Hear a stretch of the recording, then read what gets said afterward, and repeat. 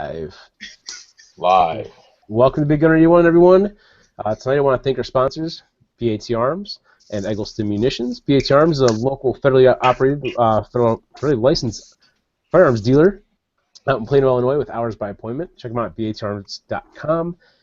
And Eggleston Munitions, they create polymer-coated projectiles, and they are located in Colorado Springs, Colorado.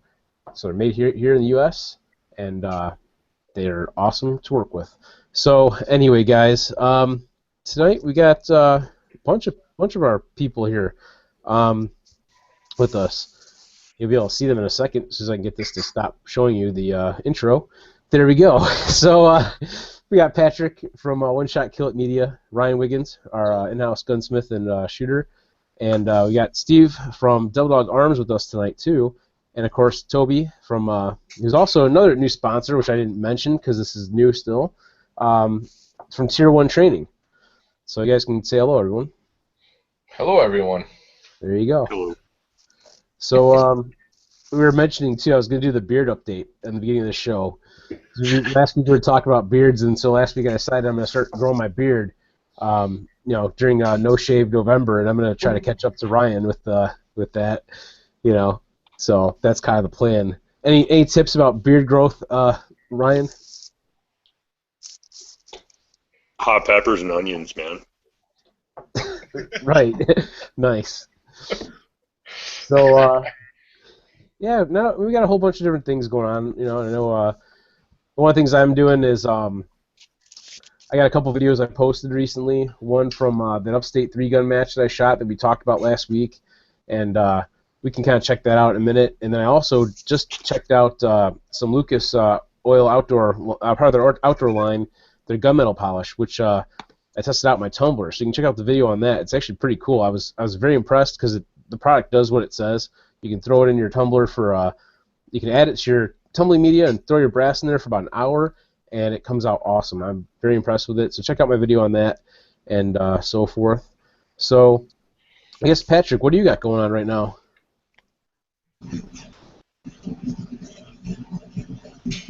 I don't see Patrick. Can you hear me? Yep, I'm here with you. Oh, I was just saying, what do you have going on right now? Nothing too crazy. It just cut out and kind of was just like whoop whoop whoop. Like, anybody else get that, or was that just my audio? There was a little bit of audio sound. I don't know where it's coming from, but okay. Can you guys hear me this time? Oh yeah, we yep, can hear you pretty loud. Yep. Let's Nice. Pete's turn it live. down. Am I back? Yes, you're back. And Oh, hey. yes, thanks, Pete. We're glad to have Your mic's you. really sensitive. That's why we started a little bit late, everybody, because we were trying to get Pete set up here, and he was having problems with the audio on his computer. It happens sometimes. Google. He got Googled. So, Nice. as I was saying, Patrick, you got anything going on with the videos or anything right now? I know you got the 10,000 giveaway thing. Yeah, that's kind of the biggest thing I've been working on is literally just creating more and more content for that. Individual pictures of each company's product and cross-marketing with those products from each company too in different videos and pictures and all that sort of stuff. So just kind of working on putting that stuff together. It's been kind of a crazy, hectic couple weeks in all aspects for me. With One Shot Kill It Media stuff and the other stuff that I do outside of that. So just staying really busy, especially with the holidays, and then but trying to put together some different content too coming up here outside of the giveaway content. So should have some stuff coming through eventually here pretty quick. Very cool. And I know we also got SHOT Show coming up as well. I just got the notice today, seven weeks away. Yeah, I know, right? That's crazy thinking about how fast that's coming up. As a manufacturer, it feels like 2 weeks. Yeah, exactly. Right. But yeah, man, I'm excited for it. So I didn't know if was last week? Did you guys kind of talk about your experience over at the 3-gun match a little bit too, or are you going to go over some of that as well? Yeah, we did kind of cover a lot of it, but I didn't have the video up for people to see it. I was going to mention real quick too. By the way, Pete, your mic's a little bit sensitive. I think I tried turning it down a little bit. I don't know if it's going to make much of a difference, but just wanted to let you know that. So what I'll do is let me pull up the video for you guys to see this. and we'll talk about that since you brought it up, Patrick. Here, it takes a second to navigate through all these things. That's why I look all weird trying to search around my screen. But here we go. You guys should be able to see that now. So this is the video I posted up, and I know it'll be kind of choppy for you guys watching this just because it kind of works that way with the on our Hangouts. I'm going to kind of fast forward through a little bit. Which I also want to thank BAT Arms again. Barry actually lent me his FNH SLP Comp shotgun to take out there as well. That's a great shotgun. Yeah, it is. It's actually the first one in the row here. It has a lot of custom work done to it. We were going to actually throw on a mag extension too, but it wasn't available at the time. So, and also want to thank Eggleston Munitions again too, because they've supplied me with some projectiles as well that I use at this match. So they did a lot of stuff to help me out. So for you guys watching this, the first stage I didn't get on recorded. So this is actually stage 2 with the Suburban. I made a lot of mistakes on this thing. Well, actually, the whole day I made a lot of mistakes, but it was a great learning experience. It was a lot of fun.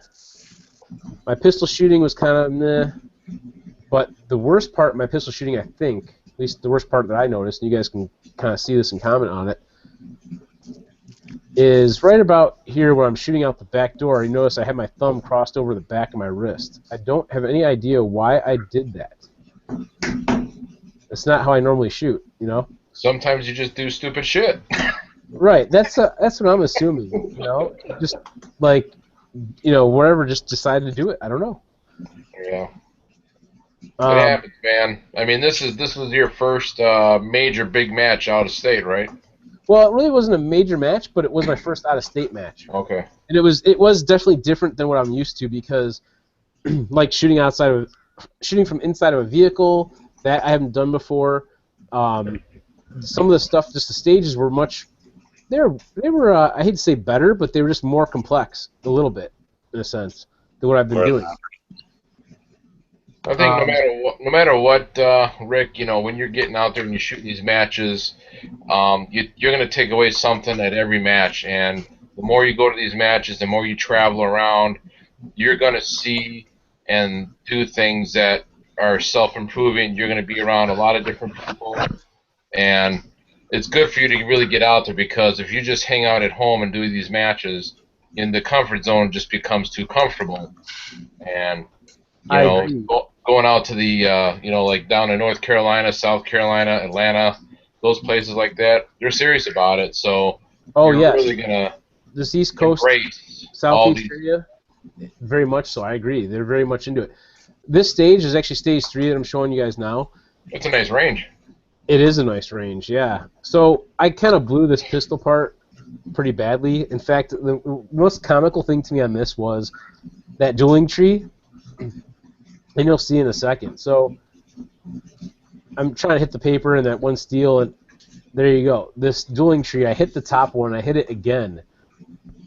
Someone was telling me I should start from the bottom up, not the top down on dueling trees. Yeah.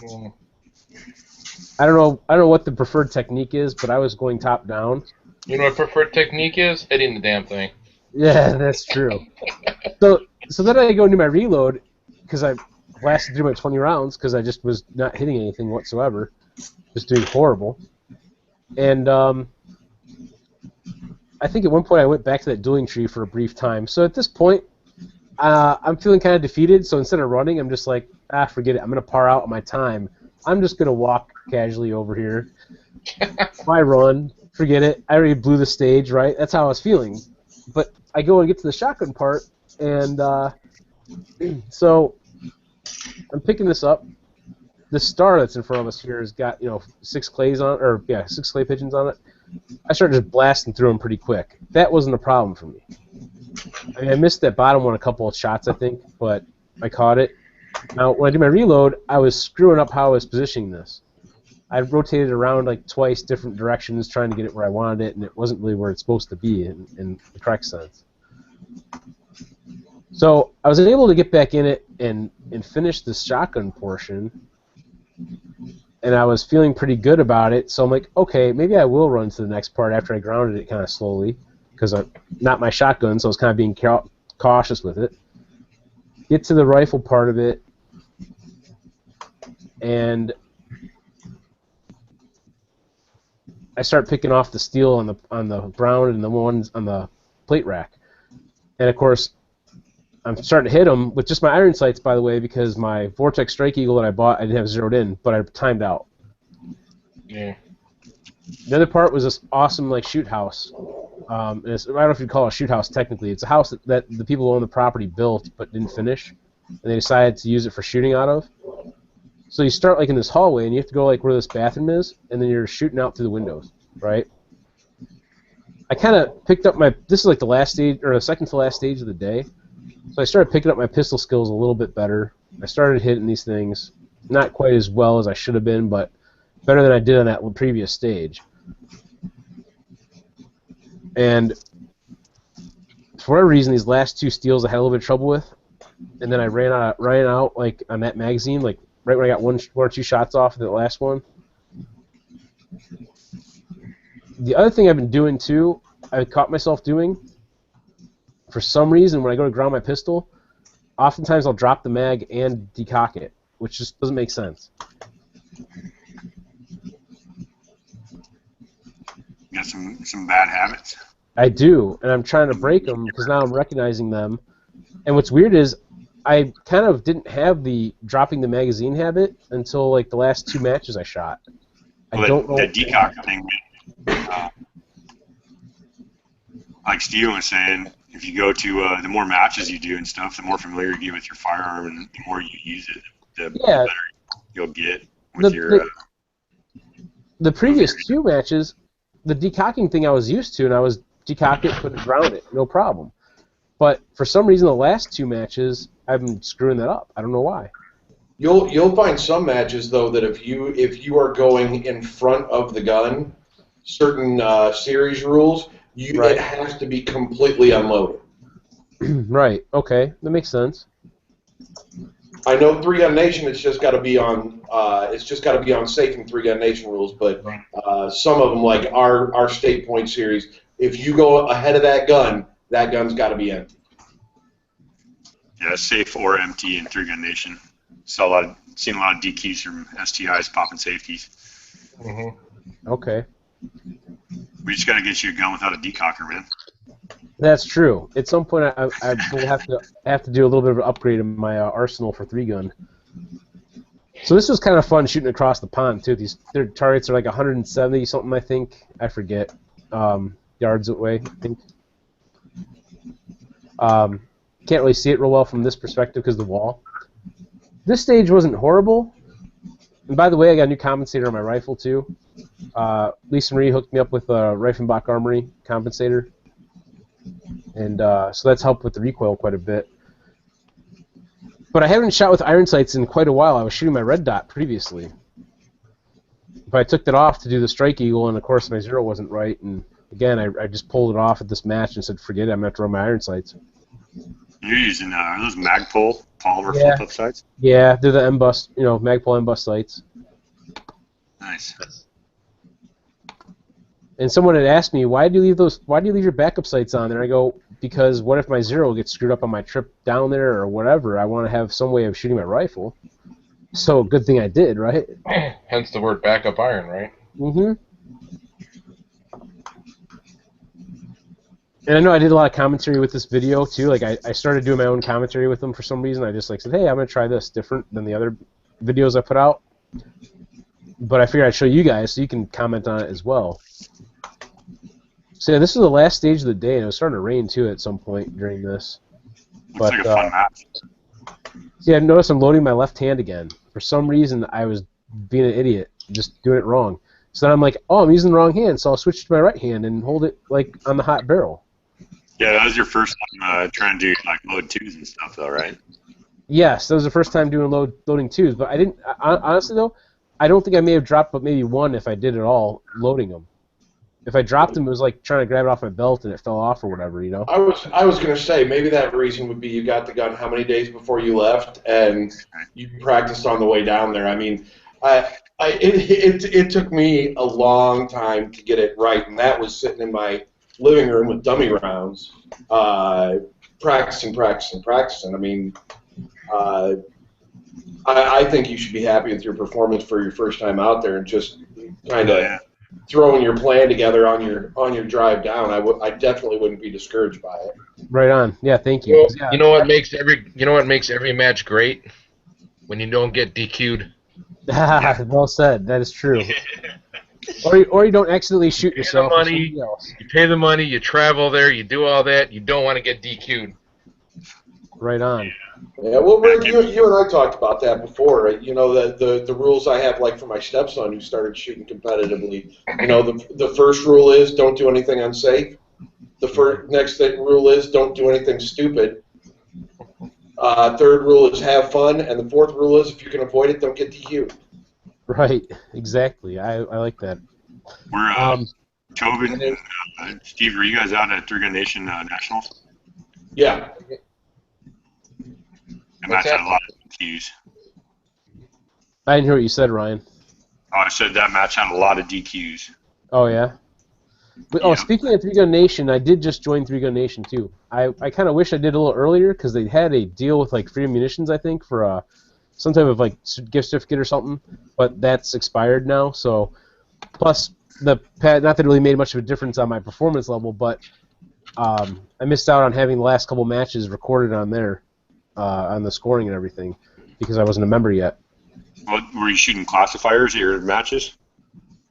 I don't know if you know what? That's a good question. This one I don't think. Yes.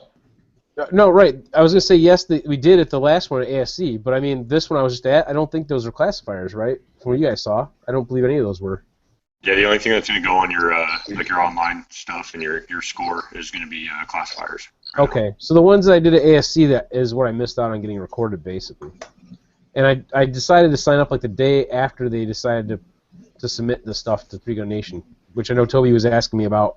We were talking about that earlier, like why they hadn't had it in and everything, and got that all resolved now finally, as far as I know.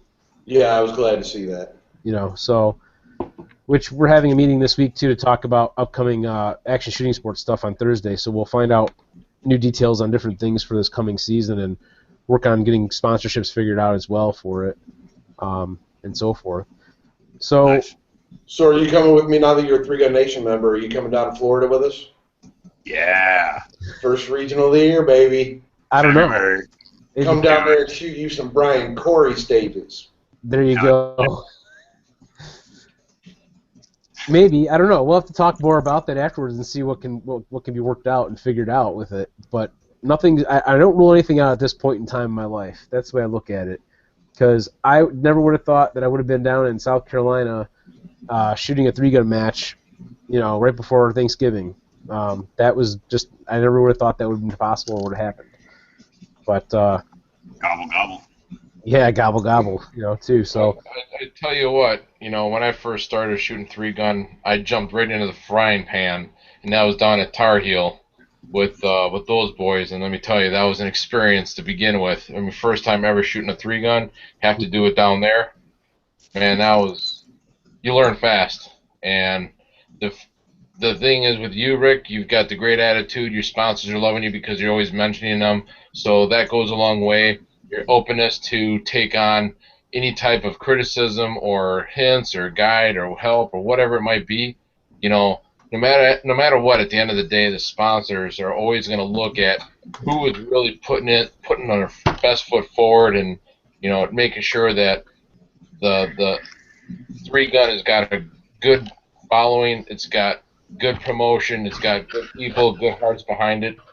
You know, you're doing everything right, and getting out to those matches are, you know, paramount for you. So just more of them, Speaking of that sponsorship thing too, I mean, my sponsors are usually ones for my YouTube channel and stuff like that help me out. And I know that some people who, and I don't begrudge them in any way, that have been doing three gun for a while and that have the skills that are far advanced than most, that have sponsors that put all the hard work in and everything, they kind of get frustrated when people that are new to the sport are getting sponsorships and so forth. But the way I look at it is, what I bring to the table too is that I like to help encourage other people that may not feel that they can get out there and do this hobby to come out and do it. Because I'm a big guy, you know, I'm not the most physically fit, but I go out and do it and I shoot it and I enjoy it, and it's a lot of fun. Don't worry about everybody else, man. You do you. You worry about yourself. Right on. And if there's other, majorly sponsored shooters out there that are kind of feeling grief or feeling whatever because you're getting some sponsors, or anybody else for that matter, don't worry about that foolish crap. You know what? Because anybody who wants to give you sponsorship gave it to you for a reason, and that's all you got to worry about. Right. Absolutely. So. And some sponsors are starting to look more towards, the amateur, for lack of a better term, absolutely, shooters that are just coming into this because they want people to know that this is a possibility for everybody. I mean, that's one of the things I love. I got some great sponsors behind me. This first year shooting, I mean, I literally shot my first 3-gun match in August of 2014. My third 3-gun match was the Texas Regional. And like I said, at the same point, I don't begrudge anybody who's put in that hard work to feel like that, though, because when you put all that work into something, and then to see that other people are getting sponsorships that didn't yet, I can totally relate to that feeling. Well, here's the thing: there's a lot of people in the pro circuit that had very easy beginnings. They didn't come from non-shooting families. They didn't come from non-shooting backgrounds. Their mom and pop didn't own stores. There are so many pro shooters out there that have had great beginnings, and it was easier for them to get launched into the sport. And regardless of what manufacturer you are, you're always looking for that fresh talent. Those people are excited to go. We're losing you a little bit there with the audio and stuff. Did I lose somebody? Yeah, Big brother got you, man. Man. We can still hear you now. Uh-oh. I think he's going to log back in. Oh. Sometimes the interwebs, they kind of don't work out so well. But I had a similar story with Toby. My first major 3-gun match was 3-Gun Nation Southwestern Regionals, which was Texas. And I only shot like 2 or 3 maybe local small matches where it's like run from box to box, do this, do that. Not here's 300 yards and there's no instructions. You can hit these targets with these guns, and that's pretty much all you get. So it's definitely a mind-opening experience into the sport of 3-gun. Right on. It's pretty cool. We got similar stories, man. We battling out 2016, baby. That's right. I'm stoked. I'm looking forward to 2016, and the shooting, the whole thing with the sport shooting, and also for SHOT Show. That's a whole new experience too for me, and I'm looking forward to hanging out with you guys out there too. Yeah, this will be my first year there too. Right, same here, and That's awesome. And Patrick, so all of us will be out there. That'd be great to get together. And I know Steve will probably be at SHOT Show as well too. All right, I'm back on my cell phone, so I don't know if you can see me okay. Yeah, we could see you all right. It's a lot brighter. Yeah, it is a lot brighter. I've done that before too. Log into these things with a cell phone. It's kind of fun, but you can't start the chat with a cell phone. You gotta do it from a computer. Unfortunately, that's the downside. But so yeah, Steve, you'll be down at SHOT Show as well, won't you? Absolutely. We're gonna be there, and we have a bigger booth. I don't know how we did it, but we muscled our way in, I guess. Very cool, because we'll have a 10 by 20 booth in the law enforcement section. So we're real happy and really excited. We got a brand new booth this year. We had a new booth last year, but we have a bigger and better one this year. All thanks to that guy right there, Pete. Nice. And Steve, so I was gonna say, yeah, I'm gonna be down there with On Target Media, so we'll be probably stopping by you guys to talk with you a little bit. I hope. Absolutely, we got a lot of people that always come by our booth and put the camera in our face, so I try to not to be around because this face doesn't belong on camera. Oh, dude, that's not true. Yeah, that's not true. Your face, Pete. Your face. Yeah, it belongs off camera as well. So, Pete, what's going on with the range, by the way? Yeah, let's hear about that, big boy.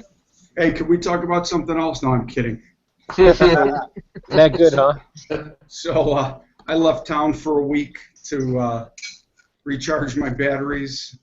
A little skiing north of you there, Ryan, in Utah. So we're still battling the weather and some permitting delays, actually with the village of Woodridge, because we've got to tie our sanitary and water into Woodridge.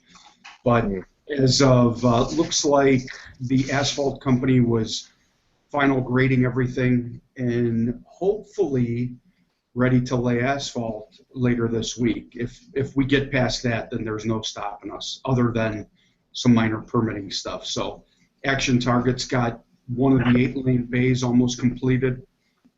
I'm getting itchy to get in there and break that little wall. And working with our friends Steve and Dave and Joe and everybody from Double Dog Arms, we placed our first order. I'm guessing that's not what Steve's referring to when he says I helped him get the booth up, but no.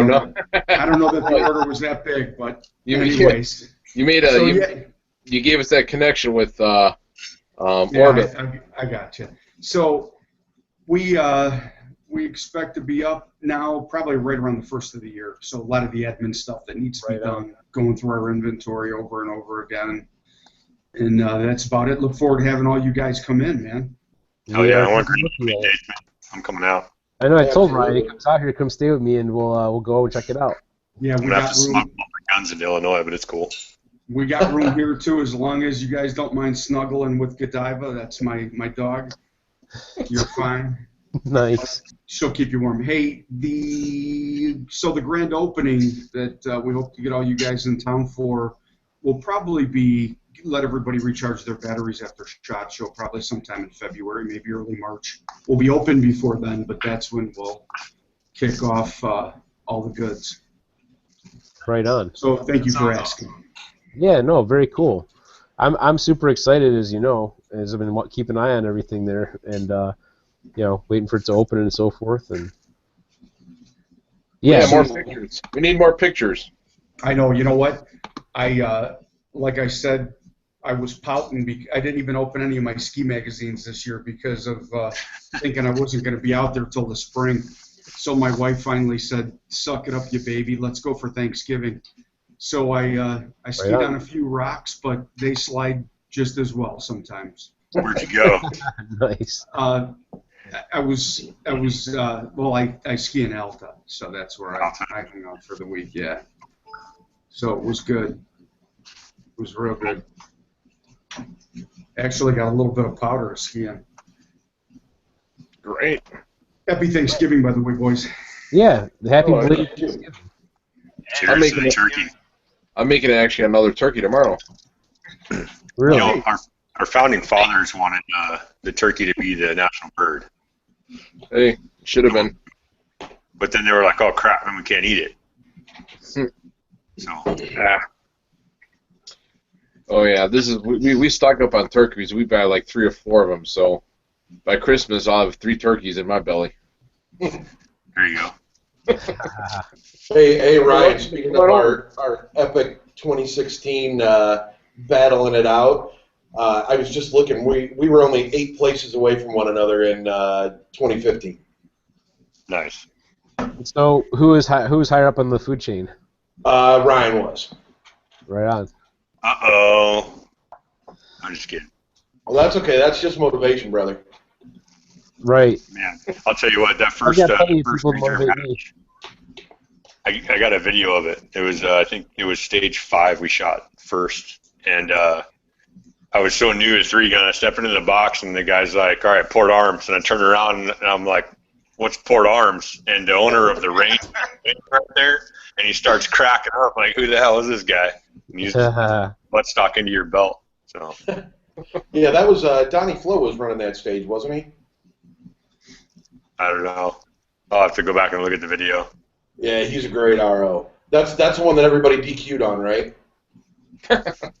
No.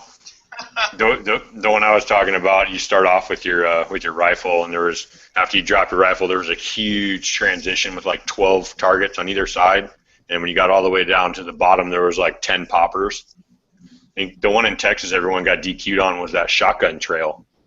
Yeah, I don't know why I thought that was stage 5. It might be. Numbers are not my thing. But the one I was talking about was up in the area where those huge bays were all next to each other and stuff. And where was this at again? I missed what you guys said a minute ago. This was a Three Gun Nation Southwestern Regionals. It was in Marble Falls, Texas. Right on. Yeah, At Copperhead Creek. Yeah, Copperhead Creek. One of the coolest shooting ranges I've ever seen. I wonder what the closest three-gun match that's related to Three Gun Nation is to me coming up next. Phoenix, Arizona. You really think so? Even a Club Series match? I don't know. Club Series would be Ohio, I'm pretty sure. I wonder how cold it is out there. Too cold. Phoenix. That's my thought. Yeah, that's true too. I really wouldn't mind going back to South Carolina again and shooting that same match next month, but I don't think it's going to happen. That was a lot of fun, and it was reasonably priced too. I mean, I think it was $35 for the match. Nice. You know, reasonably priced, but then you consider the cost of fuel and ammo and everything else, and you're like, you know, pretty far in. Hey, it's not a match; it's an adventure. Yes, exactly. That's what I looked at it. It's an adventure. I figured out what that stage was I was trying to talk about. That was stage 2. Right on. Actually, I didn't figure it out. Someone else did. And they sent you a message? Maybe. Was it your friend Brian? Yep. I figured as much. He's You probably probably one designed the of damn our current viewers watching this right now. Yeah, he also said, Ryan, the reason why you beat me was because of the beard. Nice. That's why I'm growing mine, right? It was kind of cold and rainy. Yeah, Hell beard yeah, provides the warmth. Let's see. I hear the first match in Florida is going to be pretty intense. Epic, I think, was the word. I think if it's anything like the other Three Gun Nation matches, they just continually just get more awesome. No doubt. But that's only my experience from shooting 3 of them. So Yeah. I might try to do heavy division next year. yeah, I gotta mute this. Just because. Then I could shoot an AK shotgun. Well, actually, I don't know. With if you were talking about heavy, I thought you had to use a. It didn't. I'm going to rephrase that. If you're doing a mag-fed shotgun, I thought you were going to be in unlimited class automatically. No? Yeah, but well, correct. You are correct. Yep, with the AK mag fed. Yep, then you would be unlimited. But I want to shoot the 308 anyway. Right on. There you go. Because I run the MK 1919. Usually, that's what I usually do, and it's mag-fed, so it puts me in a limited class. But for whatever reason, I got kind of pushed into doing the, regular tube-fed shotgun. So I don't know. Barry wanted me to try that out, and it was a nice shotgun. It was a good thing to practice, and it's a fun skill to learn for sure. And I'm still learning it. But I guess there's also a negative stigmata about people that shoot unlimited class, apparently. As I learned. Well, the reason why I want to go is pretty simple. Is because more and more of these matches are getting heavy on the shotgun. Right. And it just seems like you're just shooting a shit ton of it. Excuse my French, but you know what? I'm not going to sit there and waste my whole day loading a shotgun. I'd rather just mag feed the dang thing and get it over with. Because at the end of the day, I hate shotgun stages to begin with, but might as well make it easier. Yeah, I agree. I like to be able to just pull that 10-round mag out and switch it over, or if I can run it in a stage with a coupler, just switch it from one to the other. Or they even make a 23-round mag for it. My MKA now. There's something, and maybe this is just me, and Ryan, you shoot the same division I do. There's something, in my opinion, that's just kind of fulfilling about running a good stage and running your loads right and running it clean. With that, running in the practical division. Yeah, and I don't disagree with you on that either, necessarily, after having my experience at this last match, by the way. I thought it was kind of fun and a fun new challenge to work on, for sure. But I also kind of like just the easiness of throwing a magazine in there, too, so it's a toss-up, There's definitely two schools on that because you can hone skills on loading a shotgun, or you can look at getting through the stage, and I guess I'll use this term clean like you had mentioned that you want to focus on addressing the targets, hitting the targets quickly and efficiently, and watching how you're moving and things like that. And when you have to worry about feeding that tube as you're walking, that's a discipline that either you're going to perfect and stick with, or work on and be happy with the fact that you're not going to be really fast with it. I mean, it kind of becomes a little bit of a distractor, in my opinion, a little bit of a distractor. But not everybody can afford nor want to invest in those belt or the mag-fed shotguns. Yeah. Now you find a division where I can shoot a belt-fed shotgun, we might have a deal. Right on. That'd be awesome. I thought there was a YouTube video of one guy who did that.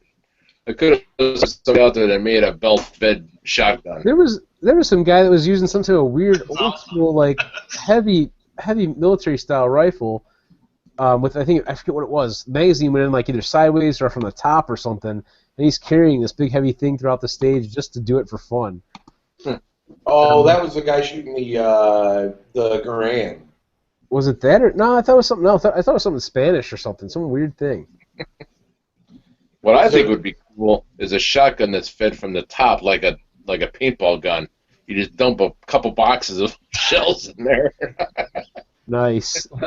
like a Dillon reloader and let them all flip into the right orientation. Almost like a Gatling gun where you just dump it in the bin. Like a beer bong gone bad, but with shotgun shells. Mr. Browning. If he was alive, he'd come up with it.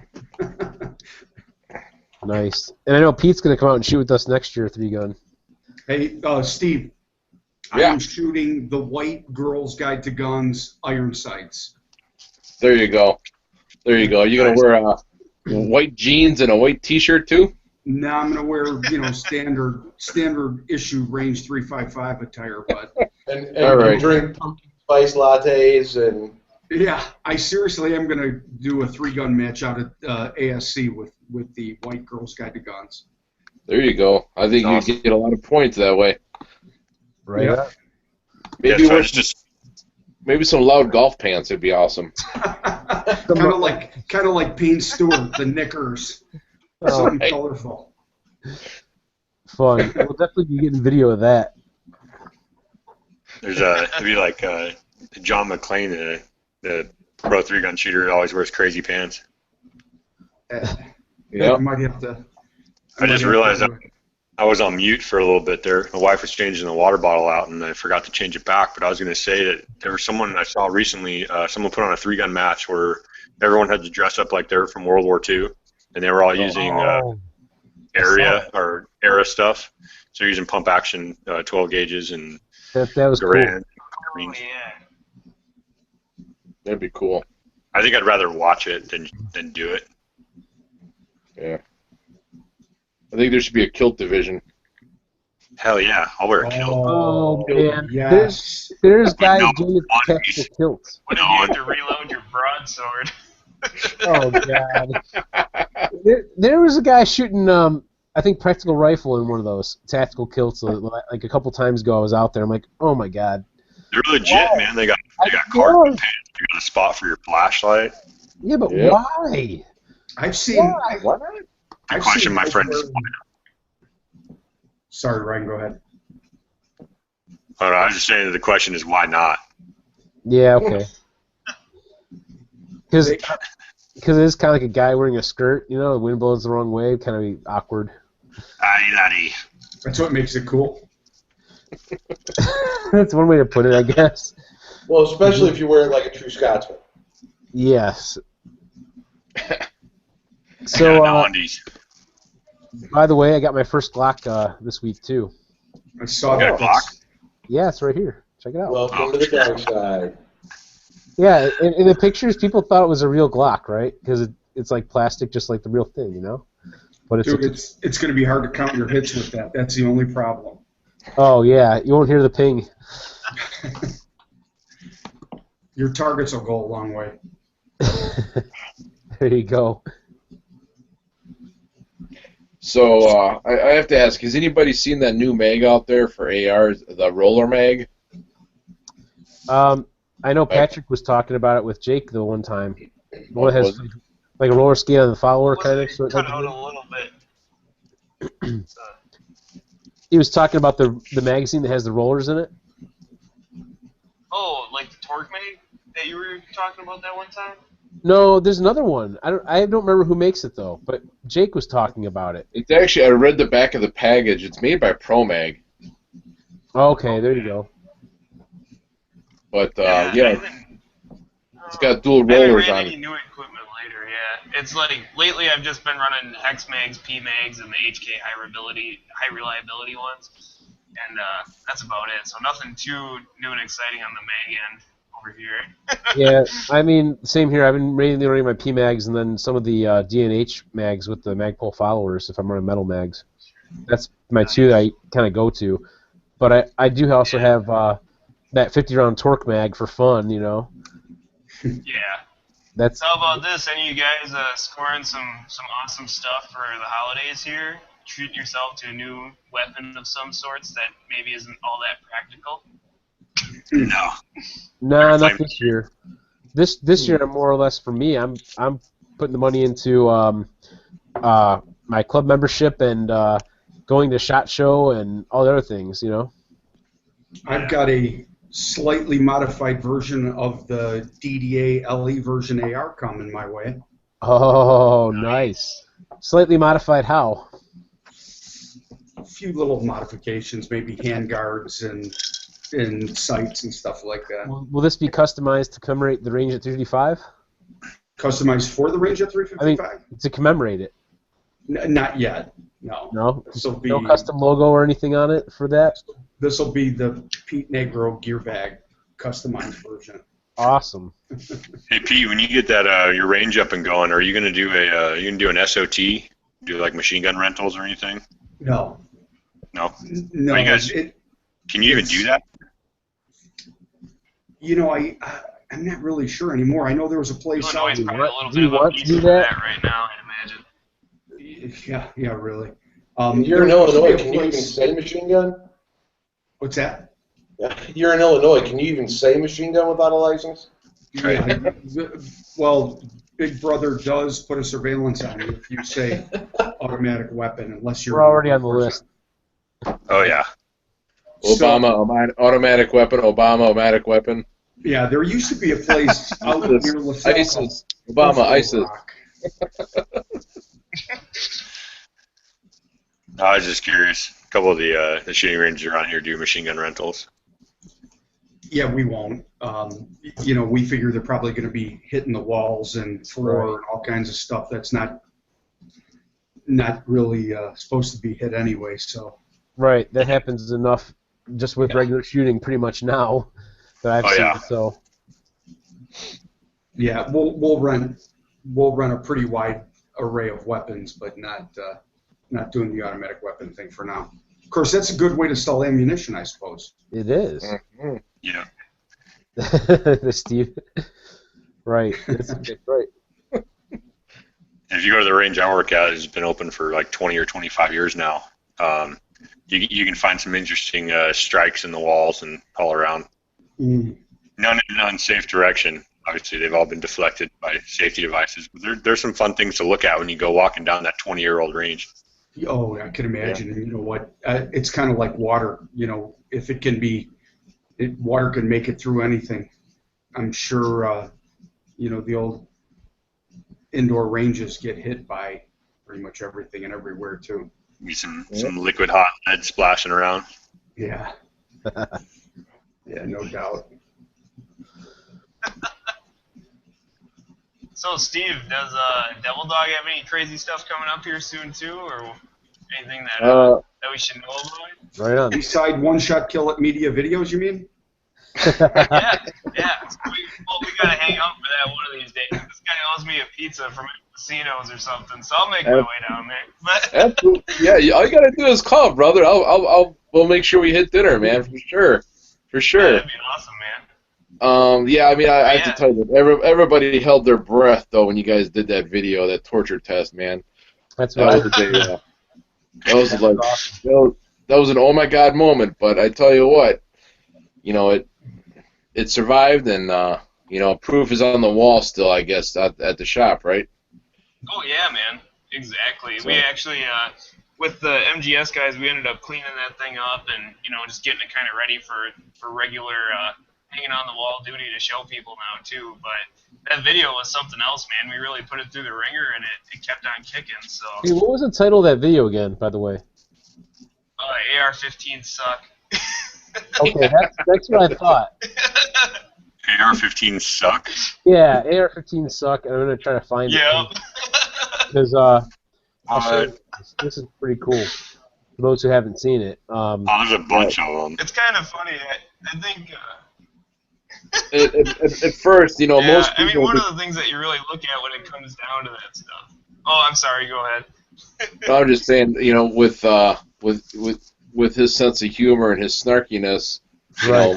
know, a lot of people may or may not really truly understand what he was trying to do or say. So you have to take it with a grain of salt and just basically watch for what it is. Hey guys, I came up with a new weapon lubricant. Yeah. I came up with a new weapon lubricant. I'm calling it kitty litter, and it's really good for AR-15s. In case you haven't seen it. Yeah, you should put it out there with those mechanic tips of the day, putting screws in tires and shit, and Right putting on. antifreeze in your gasoline. Oh I man. think this is the one right here, right? Those are just regular winter tips. Yep. Yeah. I gotta show this video. AR-15 Oh, suck. MGS Firearms. Check them out. This is great. Oh Lord. I feel we Just could. like- Certainly got the attention of the owner, that's for sure. Dude, you Right make a on. lot of videos. Yeah. The only thing you guys were missing, you needed to be in lab coats. Yeah, that would have been awesome. I'm Was sure this we the can work video that where he out was for next changing his? time. Was this the video again where he was changing like his facial hair and stuff like every other shot at one point? Or was that a different one? I forget what it I was. don't know. Oh, Oh, no, there that we was go. the How to Shoot Like a Boss video. Oh yeah, that's right. How to Shoot Like a Boss. The one where Julia's like, oh, the girl about to become a pirate or whatever. It's like Mama didn't raise to be no victim Yeah. or whatever. That was funny. But back to Yeah. your original question, Patrick. Yeah, we are working on a few things. We have a few projects in the pipeline right now for shot. Hopefully, we'll have them completed for shot. Nice. There's just been let's just say that there's been a lot of work going on. Just in getting our things together here because our orders have picked up. So we've had to do a lot of I guess organizational and our production streamlining had to improve to meet the orders. So let's just say we're busier than we need to be. I'm laughing right now too because I'm looking at this video and like you see Jake's butt crack is just laying on the ground there. Yeah. It's always Jake's So, butt cracking Here's another something. question for you too, Steve. Yeah. No, when it comes to Devil Dog too, are you guys planning on? I know you said you got a couple things coming down the pipeline here. Any other, specific projects that are kind of outside of the regular stuff you've already done, or is it going to kind of be like, hey, we're rolling with the AR-15s, the AR-10, and I noticed you guys have a 1911 out there too. I saw some of the pictures on that on Facebook, and it looked pretty sweet. Right. I just didn't know if you got any other ideas coming out there.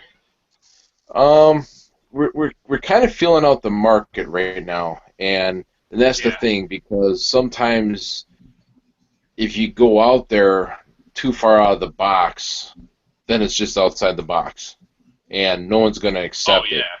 So we have to be careful on looking at calibers and certain design features and functions of the weapons that we want to design right now. So it is very touchy, only because we just don't know 100%. I mean, you put a lot of time and effort and money into something, to designing something, and it could just be a big flop. So you got to be careful, and we were trying to pay and of attention course as much it as doesn't- possible.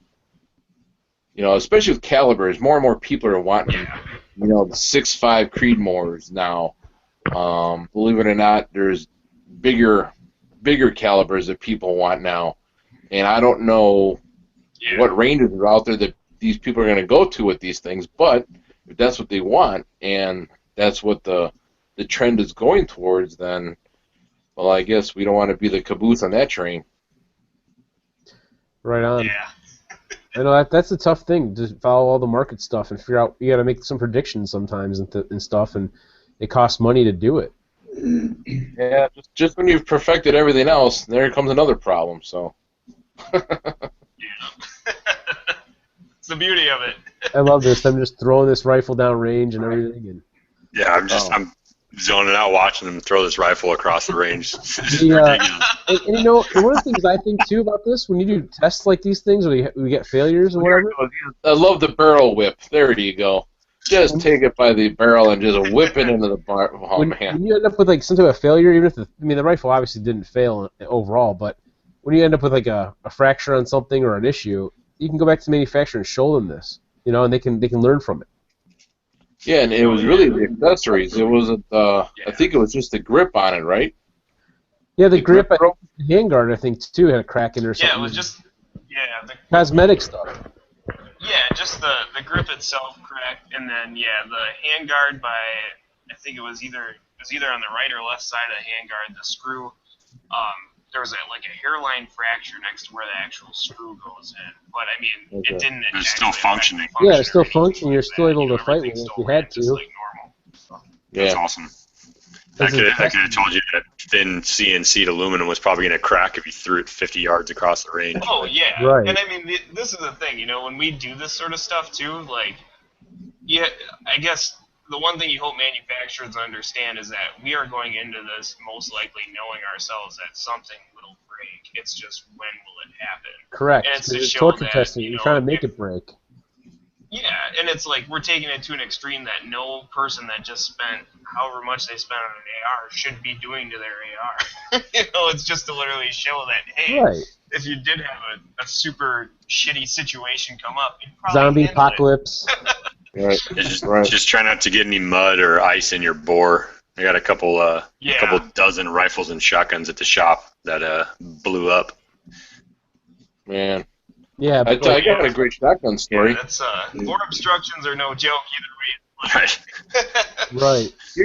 Here's a testament as to why I will always own an 870 Express, no matter what. I always have one in my safe, and that is I was my first year deer hunting shotgun season, and I'm up in a tree stand I had no business being in to begin with, but there's this nice noisy squirrel out on a branch, and I thought, you know what? This fucker's just, I'm sorry, my language, really pissing me off. So I decided to take a one-handed and one-armed wing shot off on the side on this branch, okay? Totally unsafe. So I take the shot, and my hand lets go of the shotgun. The shotgun goes muzzle first right into the ground. Buried. Big mud plug all the way up to the breech just about, okay? So I'm like, well, this is great. So I took apart the shotgun, took a stick, rammed the mud out, took some leaves, rammed leaves down the barrel, then I pissed down the barrel, put more leaves down the barrel, and I was back in business. Sounds like So there you go. Wow. That's an 870 for you. If you can't clean a shotgun in the field like that, it has no business being in the field. Right on. So, with that, I guess we'll go ahead and wrap things up. You guys got anything else you want to add last minute? Thanks for having us, Rick. Yeah, always. Yep. Yeah, thanks again for doing the show. Oh, there goes the pad. How many viewers did you come in? We've had a few, not a ton, but we had a few tonight. But you got to remember too, when people don't necessarily watch it live, they'll watch it in the future too. Mm. So, anyway, guys, you can hang out for a minute, and we're going to wrap it up.